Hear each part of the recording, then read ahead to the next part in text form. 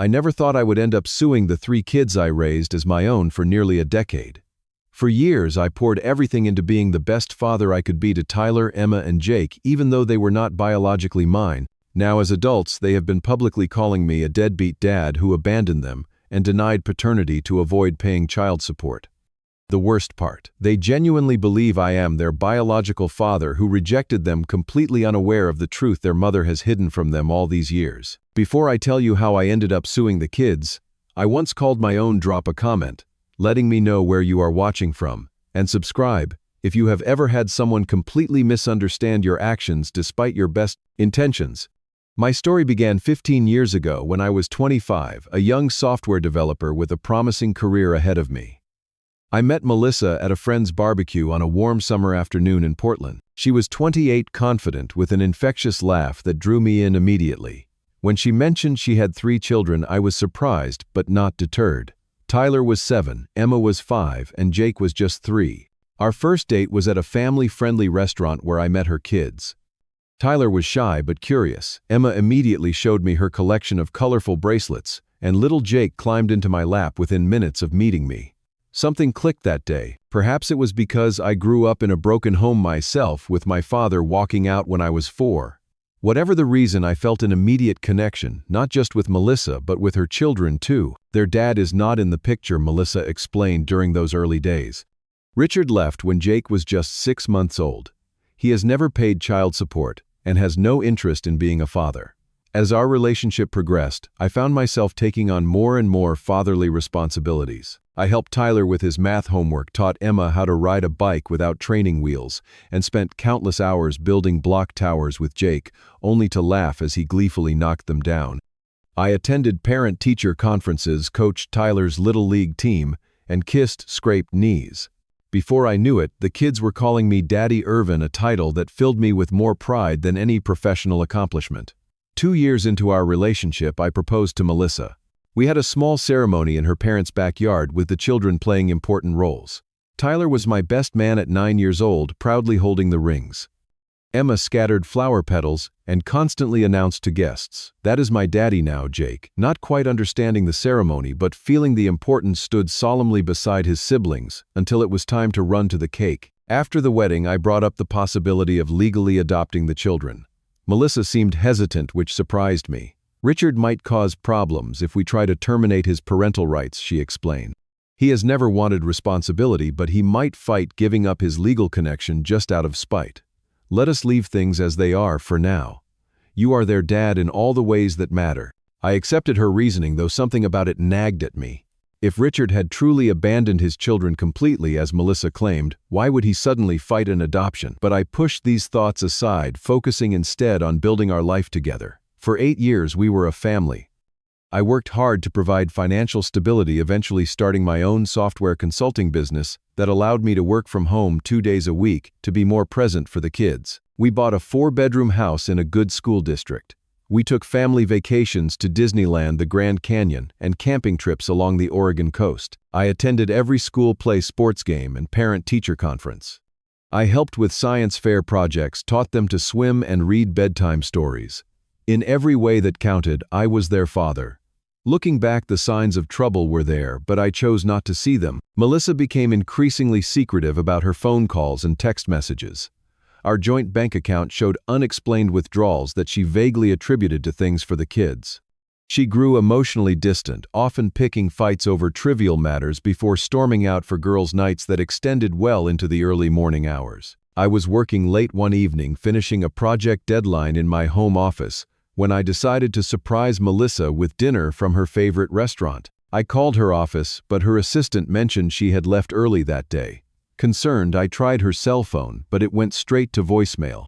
When I called her friend Lisa, there was an awkward pause before Lisa said, "I thought she was working late tonight." That weekend, while Melissa was showering, a text notification lit up her phone on the kitchen counter. The preview showed a message from her boss, Mark. "Last night was amazing. When can we meet again?" My stomach dropped. I confronted her when she came downstairs, and her response shocked me more than the affair itself. "What did you expect, Ervin?" she snapped, not even attempting to deny it. "You are always working or focused on the kids. When was the last time you made me feel special? Mark appreciates me as a woman, not just as a mother or provider. In that moment, I realized our marriage was over, but my concern immediately went to the children. What about Tyler, Emma, and Jake? I asked. Her expression changed to something calculated. Do not worry about my children, she said coldly, emphasizing the word my in a way she never had before. The divorce proceedings blindsided me in ways I never could have anticipated. Melissa immediately filed for full custody, which I expected, but what shocked me was her demand for $3,000 monthly in child support. During our first court appearance, her attorney argued that I had functioned as the children's psychological parent for years and had established myself as their provider. Your Honor, her lawyer stated, Mr. Baldwin has acted in every capacity as these children's father. He has held himself out to be their father, made promises to continue supporting them, and created a dependency. The children know no other father. My attorney countered that while I loved the children deeply, I had no biological or legal relationship with them that would obligate me to pay child support under state law. The judge ordered DNA testing to clarify the situation, a process that tore me apart emotionally. I knew the results would show I was not their biological father, but having to legally prove it felt like a betrayal of the relationship we had built. When the test results confirmed what we already knew, I was still unprepared for what came next. During cross-examination, Melissa was asked about the children's biological father's involvement. Richard has never been involved, she stated firmly. The children believe Ervin is their biological father because that is what I told them. Ervin never corrected them. The courtroom seemed to freeze. You told your children that Mr. Baldwin is their biological father, the judge asked for clarification. Yes, Melissa replied without hesitation. They were so young when we met and they loved him so much. It seemed easier that way. I sat in stunned silence. For 8 years I had assumed the children understood I was their stepfather who loved them as my own. I had never explicitly discussed biology with them, but I had never claimed to be their biological father either. Melissa had been telling them a completely different story. The judge ultimately ruled that I had no legal obligation to pay child support, though he acknowledged the emotional complexity of the situation. While the court sympathizes with the psychological bonds formed in this family unit, he stated the law does not recognize an obligation for child support from non-biological, non-adoptive step-parents after divorce. Melissa's reaction was swift and devastating. She immediately cut off all contact between me and the children. When I arrived for what was supposed to be a weekend visit following the court decision, no one answered the door despite the lights being on and cars in the driveway. My calls went unanswered. Emails bounced back. I filed for visitation rights, which the court granted on limited terms as a significant person in the children's lives. But when I finally saw the children a month later, they were different. 11-year-old Jake would not look at me. 13-year-old Emma asked why I did not want to be their daddy anymore. And 15-year-old Tyler simply stated, Mom told us what you did. You lied about being our real dad just to get out of supporting us. No matter how I tried to explain, they had already accepted their mother's version of events. I sent birthday cards, Christmas gifts, and letters that were returned unopened. I attempted to attend school functions only to have Melissa threaten restraining orders. Eventually, during our final court-ordered visitation, Tyler, now 16, told me plainly, We do not need you to pretend anymore. We know you are not our real father, and you never wanted to be. The pain was unbearable. I fell into depression, lost weight, and struggled to maintain my business. Eventually, I made the difficult decision to relocate to Colorado, hoping distance might ease the constant reminders of the family I had lost. I started a new branch of my consulting firm focusing on building a different life. For years, I still sent cards and occasional financial gifts to an address I maintained for the children, knowing they were likely intercepted. I checked social media periodically but found no trace of them, as they were still minors with presumably limited online presence. Gradually, the acute pain dulled to a persistent ache. I dated occasionally, but struggled to open myself to the possibility of another family. 10 years passed. My business had grown into a successful enterprise, with 20 employees and offices in Denver and Chicago. I had just turned 40 when a notification appeared on my LinkedIn profile. Someone had viewed my profile. The name was vaguely familiar, Martina, a former colleague of Melissa's. Curious, I accepted her connection request. I thought you should know what is happening, her message began. I am not sure if you are aware of the things the kids have been posting about you online. She included links to several social media accounts. With growing dread, I clicked on them one by one. Tyler, now 27, had a podcast called Healing from Toxic Fathers, where he frequently discussed his biological father, who denied his own children to avoid financial responsibility. Emma, 23, had become something of a social media influencer, creating tearful videos about growing up abandoned by her father, me, who chose money over his own flesh and blood. Jake, 21, had self-published a memoir titled Surviving Paternal Abandonment that detailed his experience as a child, rejected by the man whose DNA he carries. My hands shook as I scrolled through post after post, video after video, all painting me as a monster who had denied my own biological children to escape child support. They used my full name, mentioned my business, and shared enough details that anyone who knew me would immediately recognize who they were talking about. Comment sections were filled with supportive messages condemning me and praising their courage for speaking out. The consequences were immediate and real. A potential business partner called to reconsider our arrangement after his daughter, a follower of Emma's, recognized my name. A client canceled a contract, citing ethical concerns about working with someone who abandons their children. My company's online reviews suddenly included 1-star ratings mentioning my personal character issues. I attempted to reach out directly, sending private messages explaining that we needed to talk about misunderstandings from the past. Emma posted screenshots of my message with the caption, "My deadbeat dad is now harassing me online after 15 years of silence." Tyler mentioned on his podcast that the abuser always tries to control the narrative when victims speak their truth. My messages to Jake went unanswered but resulted in a restraining order request, claiming I was stalking him. After consulting with several attorneys, I made the hardest decision of my life. The only way to clear my name from false accusations was to file a defamation lawsuit against the 3 people I had once tucked into bed at night.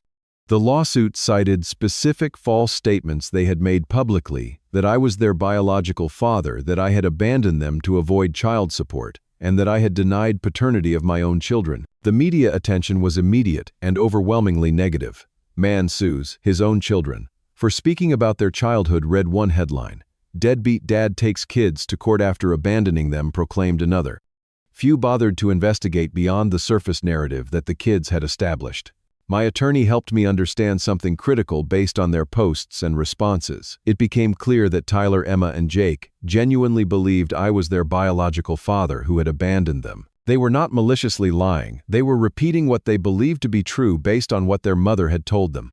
They had grown up with a completely fabricated story about who I was and why I had left their lives.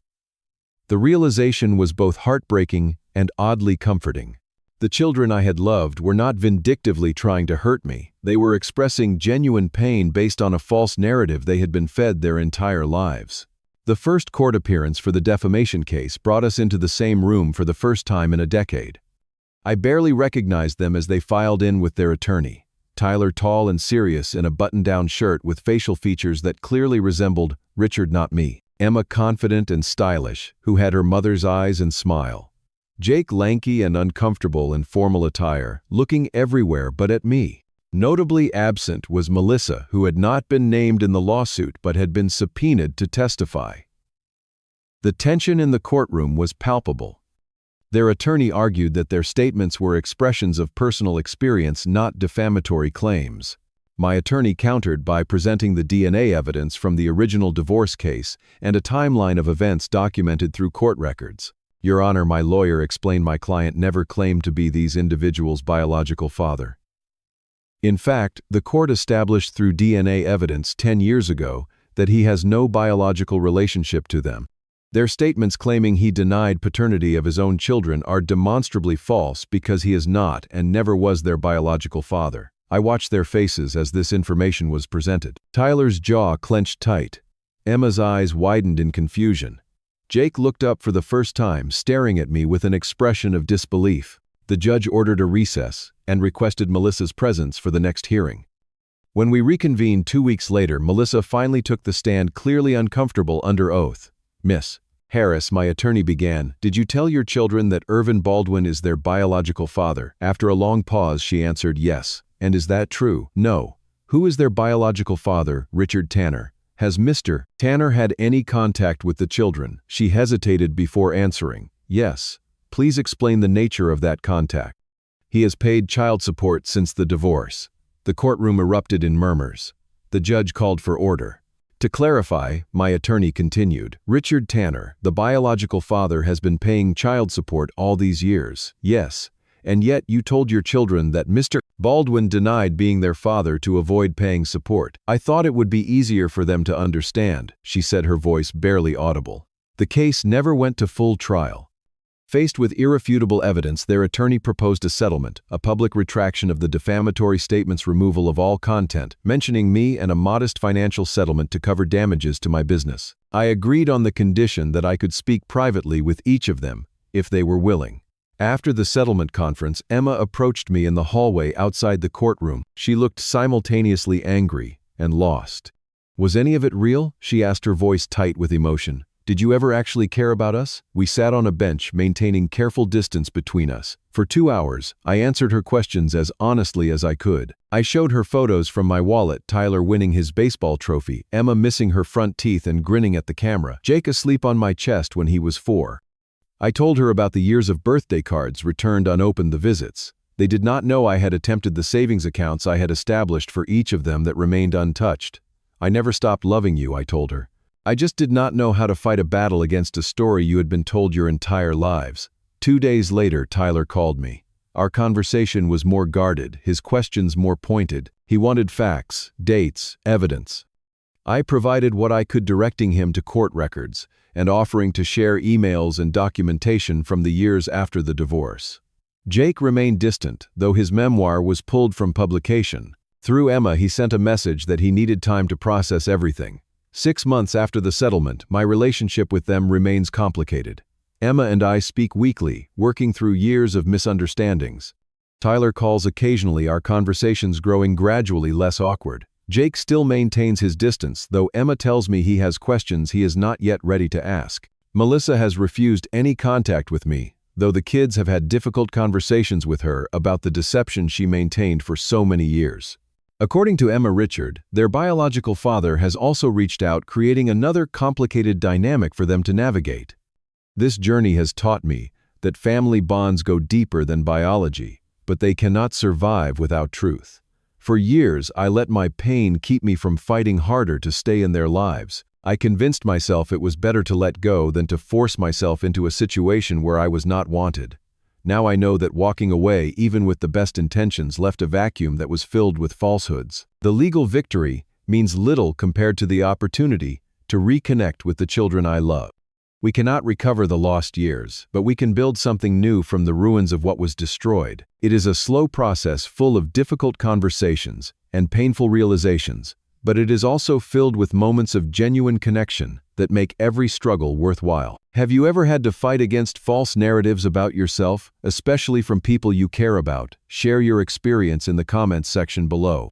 If this story resonated with you, please subscribe to hear more journeys of family reconciliation and hit that like button so others facing similar situations might find some hope.